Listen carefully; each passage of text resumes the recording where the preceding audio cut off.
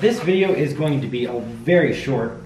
It's basically going to be an update of where we're at with this trunk setup. As you can see, I have since painted this top middle section since you've last seen. We went ahead and painted the sides as well. We mounted it up kind of temporarily. Like I said, we're getting different hardware. Don't worry about that, it's gonna look much cleaner. We'll either paint the hardware that we're gonna use, or we're gonna get some nicer chrome stuff that's not this.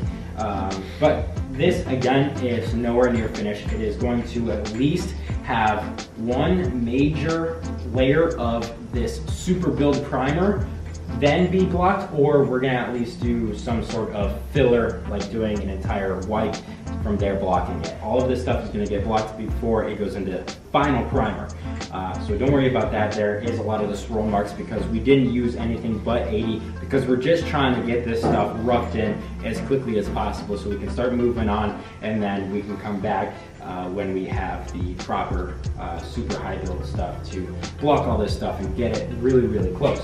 But as you can see, it looks really good. We really temporarily kind of threw it on the car. It looks pretty good, but we didn't want to put it on there because we are going to move on from this and start working on the rest of the rear end. And obviously to get inside here, we have to have the trunk off, or at least to make it really easy. So we're gonna leave that off for now, make it a little bit easier to work inside here.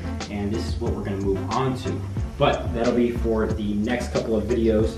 Working on this trunk kind of just helped me get back in the groove of working with the bodywork and doing all that kind of stuff. So hopefully now I can take what I've learned with using new products and all that and do the rest of the rear end a little bit quicker.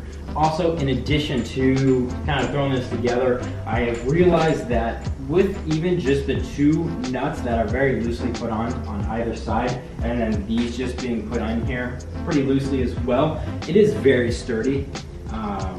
I know we put the metal piece under here so that way it kind of clamps in that skin, and I think it's really sturdy. I don't think there's going to be much of a reason to pull this thing off while we transport it or while we drive it all, because even though the stand's not very sturdy, this thing is really damn sturdy, and it's not even tight or anything. And with it being comprised of whatever, 12 bolts, it's pretty sturdy, and it's held together very well. So I don't think we're really gonna have to take this thing on and off to drive to shows or when it's on a trailer or anything. I don't think that this will create enough drag to really create a problem, especially since where it's gonna be pulling, because we put that piece of metal in there, I think it's gonna really distribute a lot of those forces and not be cracking any of the paint or anything.